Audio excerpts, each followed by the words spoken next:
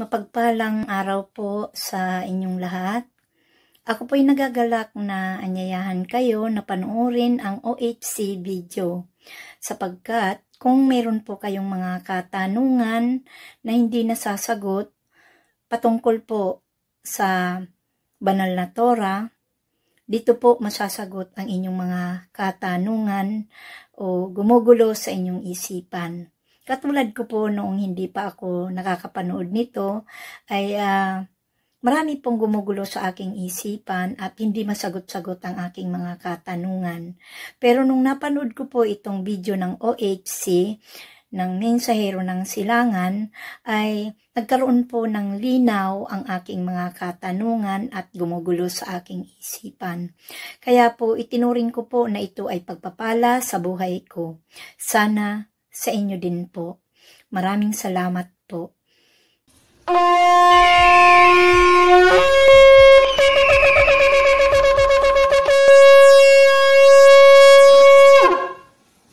Percent ng mga Pilipino ang nagtataglay ng Mark of the Beast na hindi nila namamalayan. Ibig sabihin, humigit kumulang 95 million ang may Mark of the Beast na sinasabi sa Book of Revelation.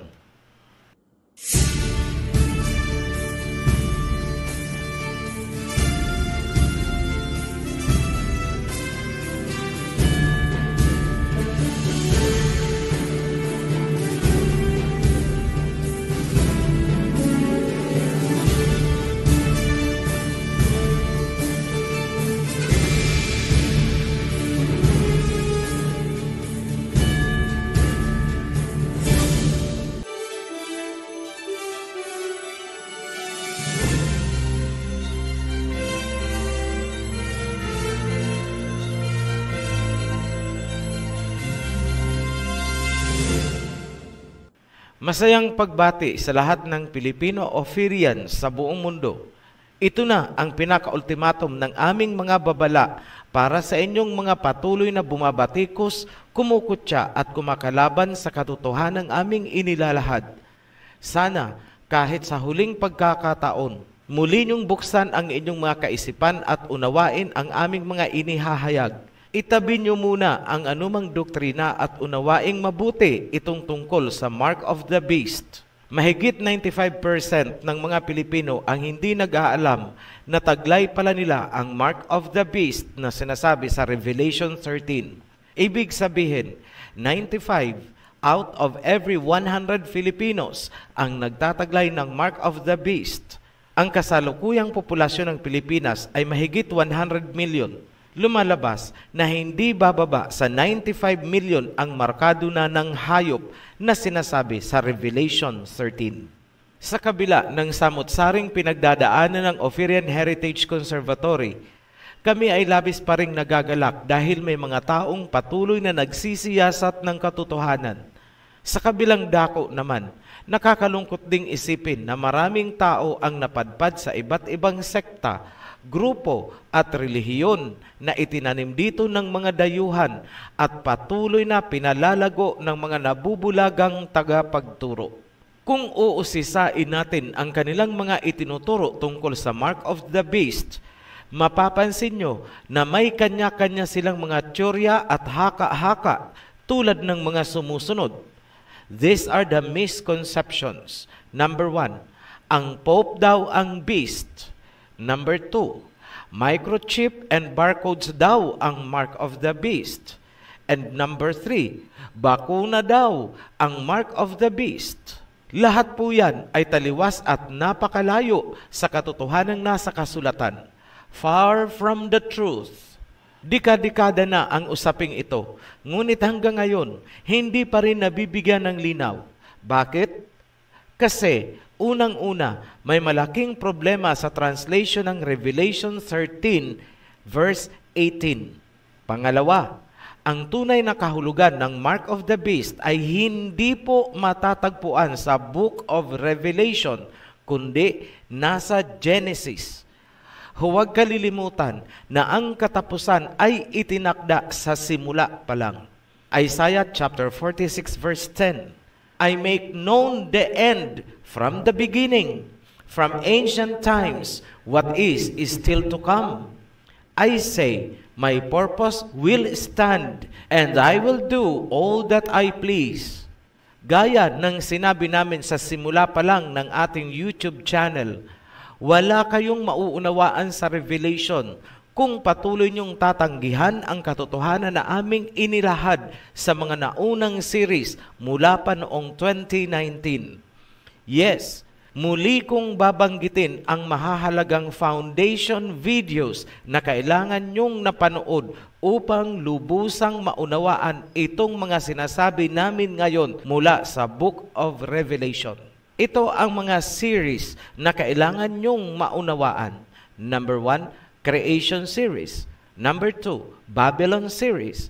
Number 3, World Genealogy and Territories Series. Number 4, Rizal Series. Number 5, 2 Witnesses Series. Lahat yan ay kailangang naunawaan bilang preparasyon para maunawaan din ang Book of Revelation, lalo na itong tungkol sa Mark of the Beast. Mahalagang alam nyo ang mga totoong naganap sa Genesis chapter 1 and 2, pati na ang genealogy ng tao mula kay Adam and Eve, pababa kay Noah hanggang sa 12 tribes of Jacob's Israel. Importanteng alam nyo kung sino talaga ang mga tunay na Gentiles sapagkat sila ang lahi ni Gog and Magog na magpapatupad ng Mark of the Beast. Kailangan ding alam nyo ang serpent seeds na sinasabi sa Genesis chapter 3 sapagkat yun ang susi para malaman kung ano ang Mark of the Beast na naitatak sa mga tao. Simulan na natin ang pagtatalakay ng Revelation 13 kung saan nasusulat ang tungkol sa Mark of the Beast. Revelation chapter 13 verse 1. The dragon stood on the shore of the sea, and I saw a beast coming out of the sea. It had 10 horns and 7 heads, with 10 crowns on its horns, and on each head a blasphemous name. Inilarawan ang dragon na nakatayo sa dalampasigan, at may lumabas na beast or hayop mula sa dagat. Ang hayop ay may 7 ulo, 10 sungay, at 10 korona. Sa bawat ulo may nakasulat, blasphemous na pangalan. Yan ang unang hayop na binanggit sa Revelation chapter 13. Bago tayo magpatuloy, klaruhin muna natin ang 2 tauhan na binanggit sa verse 1. Narito ang mga guide questions. Number 1, sino at ano ang dragon na sinasabi sa talata? Number 2, saan galing ang dragon? Number 3, ano ang kahulugan ng hayop na lumutang mula sa dagat? Sagutin natin ang una at pangalawang tanong. Ano o sino ang dragon at saan siya galing? Ang kasagutan ay nasa sinundang chapter, Revelation chapter 12, verse 9. The great dragon was hurled down, that ancient serpent called the devil or Satan, who leads the world astray. He was hurled to the earth and his angels with him. Malinaw ang information.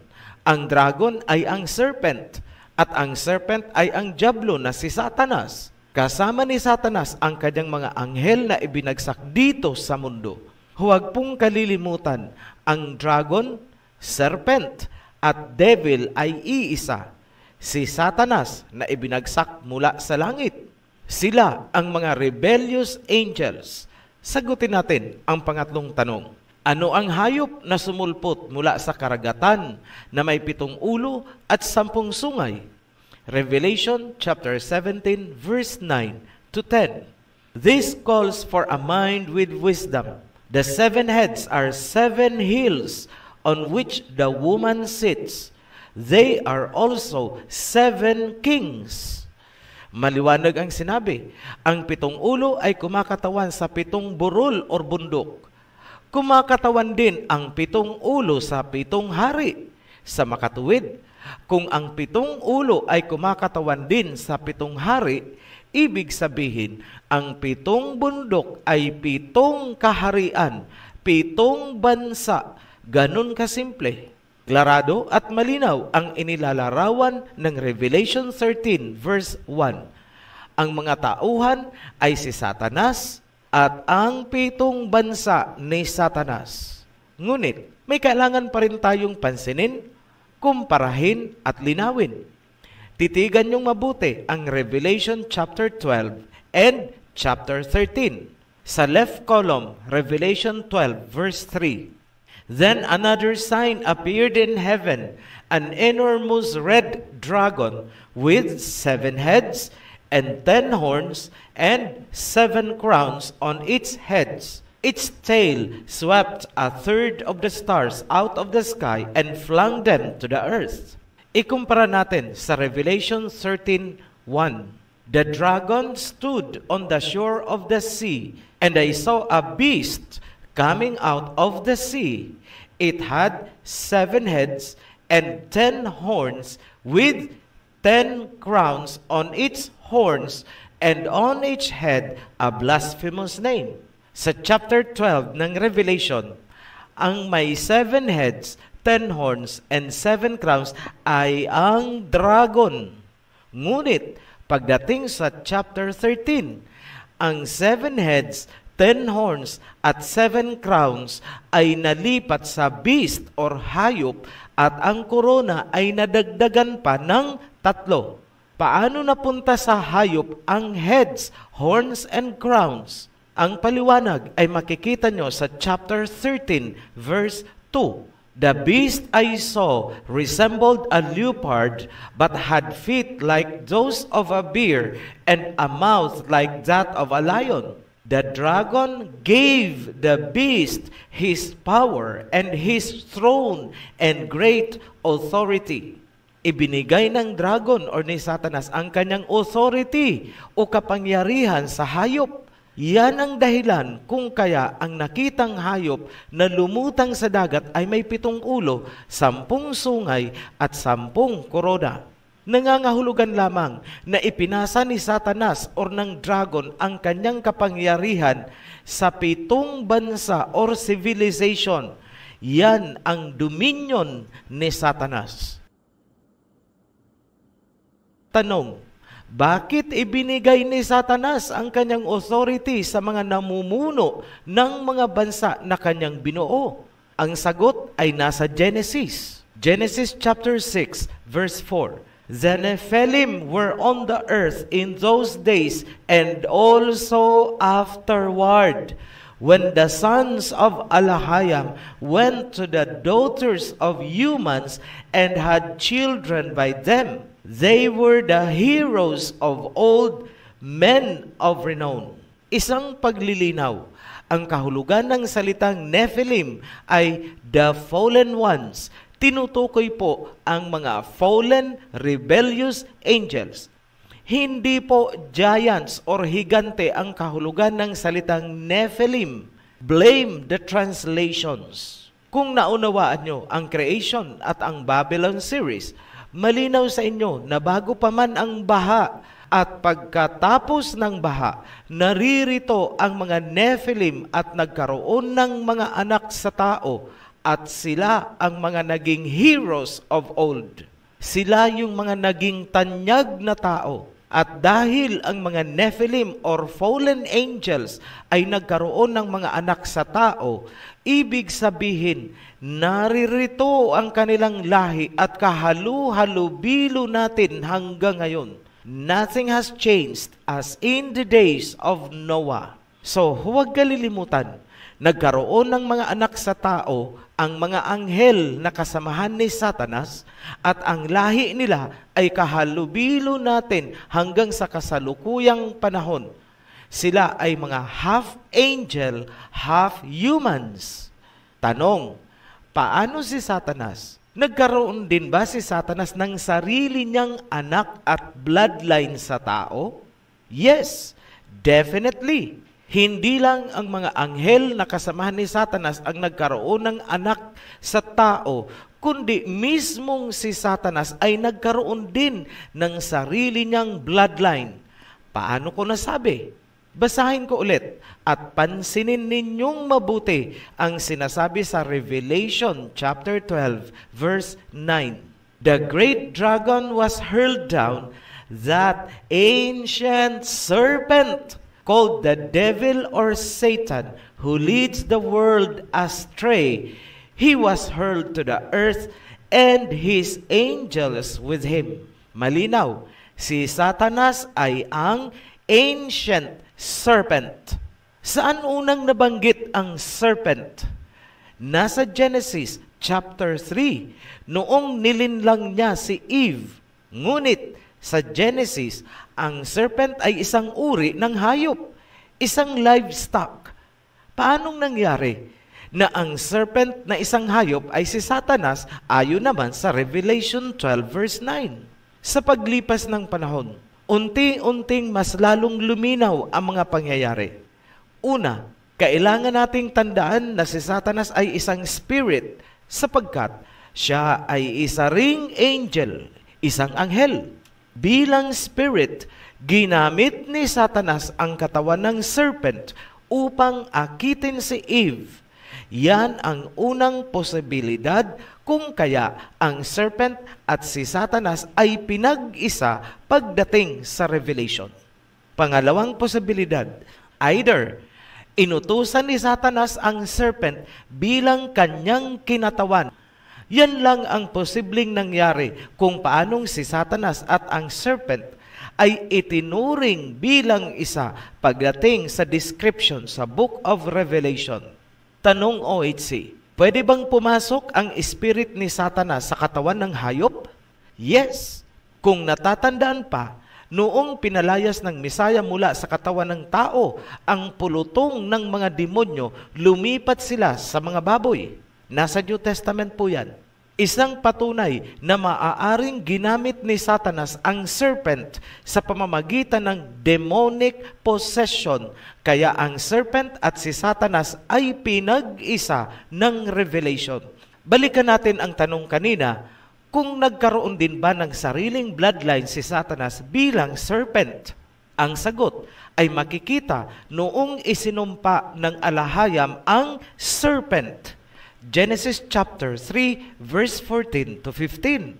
So Yahweh Alahayam said to the serpent, because you have done this, cursed are you above all livestock and all wild animals. You will crawl on your belly, and you will eat dust all the days of your life. And I will put enmity between you and the woman, and between your offspring and hers. He will crush your head, and you will strike his heel. Maliwanag na si Satanas bilang serpent ay nagkaroon ng offspring, serpent seed, serpent bloodline. Balikan na natin ngayon ang Revelation chapter 13 verse 2 upang masagot ang tanong na bakit ibinigay ni Satanas ang kanyang kapangyarihan sa hayop na sumisimbolo sa 7 bansa. Basahin ulit natin. Revelation chapter 13 verse 2. The beast I saw resembled a leopard, but had feet like those of a bear, and a mouth like that of a lion. The dragon gave the beast his power and his throne and great authority. Bakit ibinigay o bakit binigyan ng dragon or ni Satanas ng kapangyarihan ang 7 bansa na sinisimbolo ng hayop na may 7 ulo? Straightforward na sagot. Sapagkat ang mga bansang sinisimbolo ng beast or hayop ay bloodline ng kanyang anak, serpent seeds, kasama din ang bloodline ng kanyang mga anghel na ibinagsak dito sa mundo. Ang kanilang bansa ang sinisimbolo ng hayop na may 7 ulo at 10 sungay. Tuloy natin, verse 3. One of the heads of the beast seemed to have had a fatal wound, but the fatal wound had been healed. The whole world was filled with wonder and followed the beast.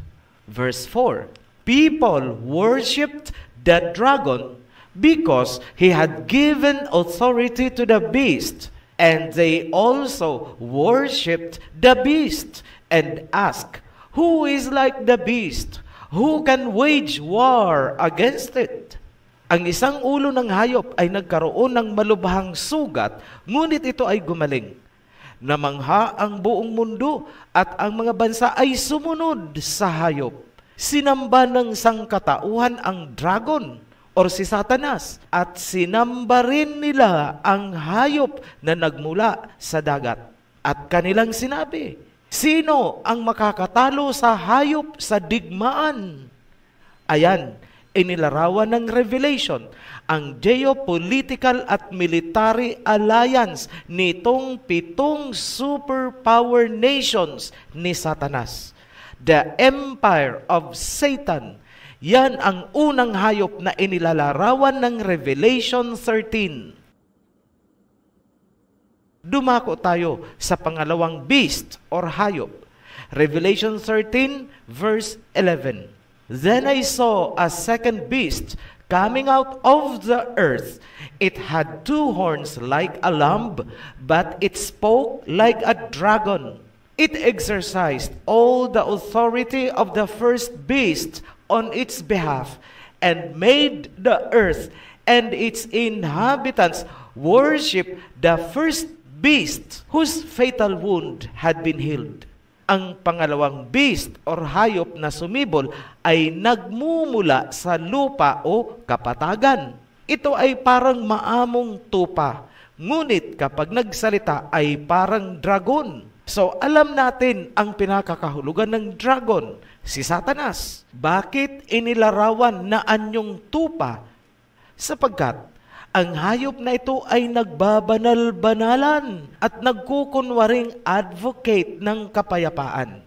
Bukang bibig ay kapayapaan para sa mundo, pero sa likod nito ay inuudyukan ang mga bansa na digmain ang ibang bansa o karatig bansa. Bakit ganon ang gawain nitong pangalawang hayop? Sapagkat taglay nitong pangalawang hayop ang kapangyarihan ng naunang hayop na kumakatawan sa 7 bansa o sibilisasyon na itinatag ni Satanas. Ano ang nakatakdang gagawin nitong pangalawang hayop? Sa pamamagitan ng pagbabanal-banalan, ipapasamba niya ang unang hayop na may 7 ulo at 10 sungay. Hihimukin niya ang mga bansa na manikluhod at magpasakop doon sa unang hayop na may 7 ulo na umahon mula sa dagat. Ipinapakita ngayon ng Book of Revelation ang interplay or ugnayan ng religion and world geopolitics. Ituloy natin ang papel nitong pangalawang hayop. Verse 13, and it performed great signs, even causing fire to come down from heaven to the earth in full view of the people. Because of the signs, it was given power to perform on behalf of the beast. It deceived inhabitants of the earth. It ordered them to set an image in honor of the beast who was wounded by the sword and yet lived. Ang pangalawang hayop ay magpapamalas ng mga kamangha-manghang mga bagay tulad ng pagpapababa ng apoy mula sa kalangitan, kung kaya magagawa niyang linlangin ang sangkatauhan.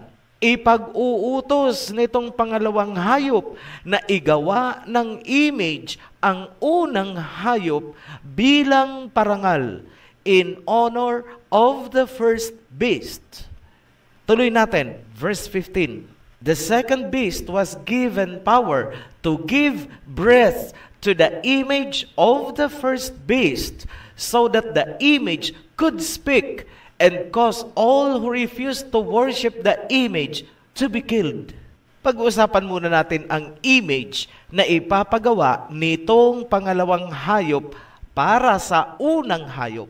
Sa Bible, kapag sinabing image, ito ay isang inukit na imahe.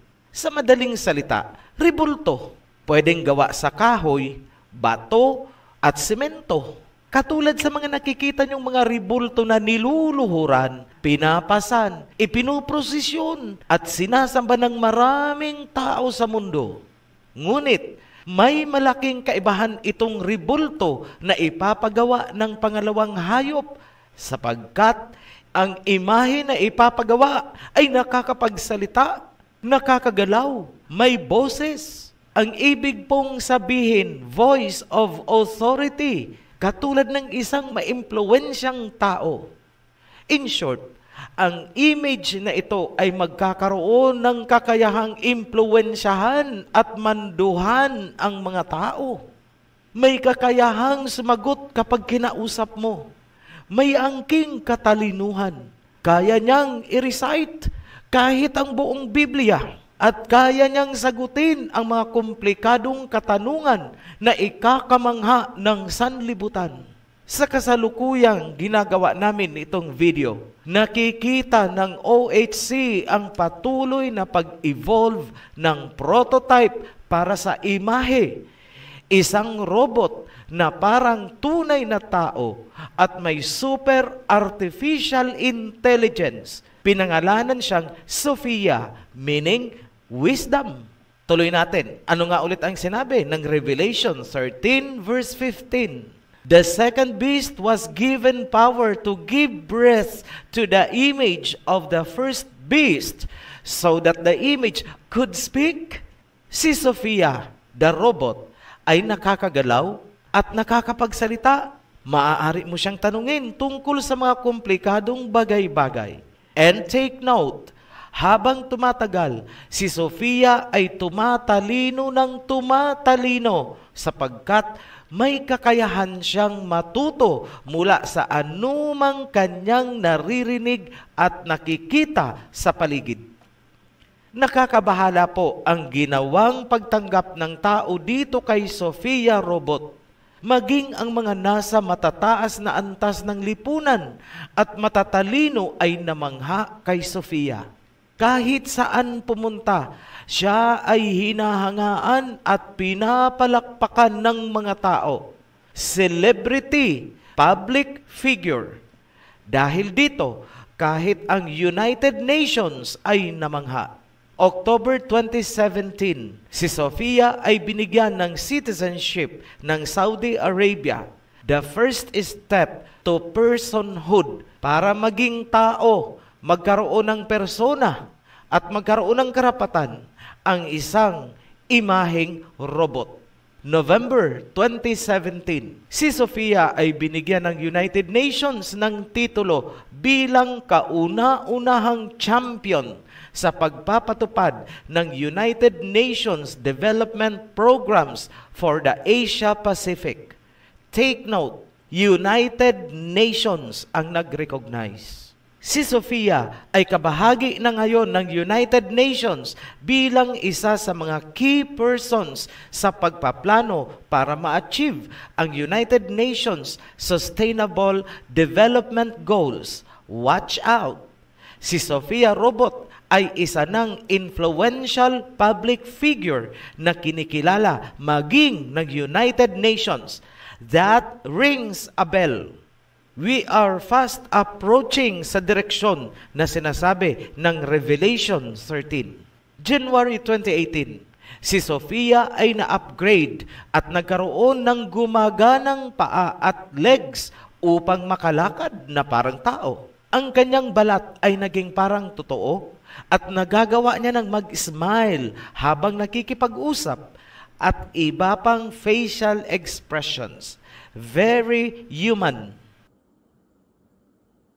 Sa kasalukuyang ginagawa itong video, March 2021. Saan ang direksyon na tinutumbok ng sangkatauhan? Where do we go from here? Huwag kayong magugulat kung dumating ang panahon na luluhuran ng mga tao ang isang robot Messiah. Ulitin ko, Huwag kayong magugulat kung ang mga tao ay luluhod sa harap ng robot na Mesaya. Bakit ko nasabi? Simple lang. Kung ang ordinaryong rebulto ni Kristo na gawa sa kahoy o bato at hindi nakakapagsalita ay niluluhuran, ano pa kaya kung isang Kristong robot na nagsasalita at nakakapagsermon ang dumating? Imagine nyo na lang, noong rebultong kahoy pa lang si Kristo, natataranta na ang mundo sa kaluluhod. Ano pa kaya kung isang Jesus Christ robot na nagsasalita ang ipalit at ipakilala ng mga pari? Magbibilihan din ang mga Katoliko ng miniature robot nila sa bahay. Parang laro ang Voltes 5 robot na di baterya. At yun ang luluhuran nila at pagtitirikan ng kandila. At doon sila magdasal. Nakita nyo na kung anong direksyon ng kabaliwan ang patutunguhan ng mundo? Sino at saan galing ang konsepto o katuruan ng pagsamba sa mga imahe at rebulto? Greeks at mga Romano. Kung si Sophia robot na prototype pa lang ay tinanggap na ng United Nations, paano na lang kung magkaroon ng Jesus Christ robot na higit pa kay Sophia? Hindi kaya yun na ang gawin nilang President of the United Nations General Assembly? O kaya, Chairperson ng United Nations Human Rights? At isang Messiah robot ang susundin ukol sa mga religious and biblical policies. At siya na ang pakikinggan ng mga bansa? Think about that. Yan ang tinutumbok ng mundo ngayon. Ebidensya, ayan, paunang mind conditioning si Sophia the robot. Tahasan naming sinasabi sa inyo, papunta na po tayo sa panahong sinasabi ng Revelation 13, verse 15 to 17. The second beast was given power to give breath to the image of the first beast, so that the image could speak and cause all who refused to worship the image to be killed. Ang pangalawang hayop ay nagkaroon ng kakayahan upang bigyan ng hininga ang imahe o rebulto upang ito ay makapagsalita at ang sino mang hindi sasamba sa imahe o rebultong ito ay papatayin. Verse 16 to 17.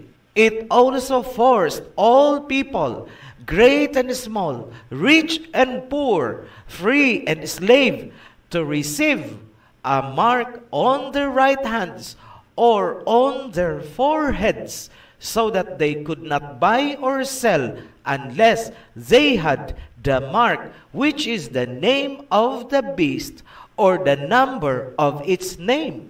At pipirasahin ng hayop ang sangkatauhan na tumanggap ng marka sa kanilang noo o kanang kamay. Ang sino mang walang marka ay hindi makakabili o makakapagbenta.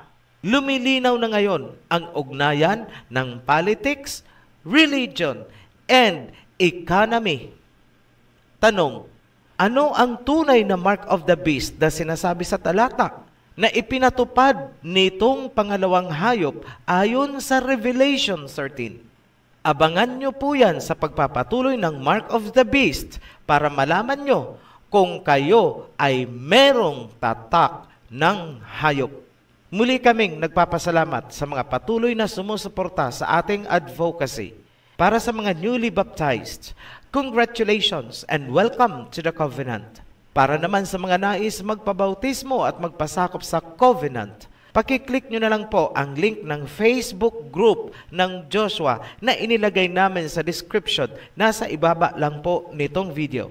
Ang Joshua group ang entry point para sa mga magpapabautismo. Para naman sa mga new subscribers, mayroon na po tayong mahigit 120 videos. Unahin niyo pong panoorin ang The Guide para alam niyo kung saan kayo dapat magsimula. Ang link ng The Guide ay inilagay din namin sa ibaba din nitong video. Pakibasa niyo na lang po ang description. Para sa lahat ng nanonood, see you on our next video. Stand for truth. Be blessed. Shalom. At kung kayo po ay nasiyahan at nasagot ang inyong mga katanungan sa inyong panonood, ay pakishare lang po at follow the link lang po nasa baba po. Maraming salamat po. Be blessed.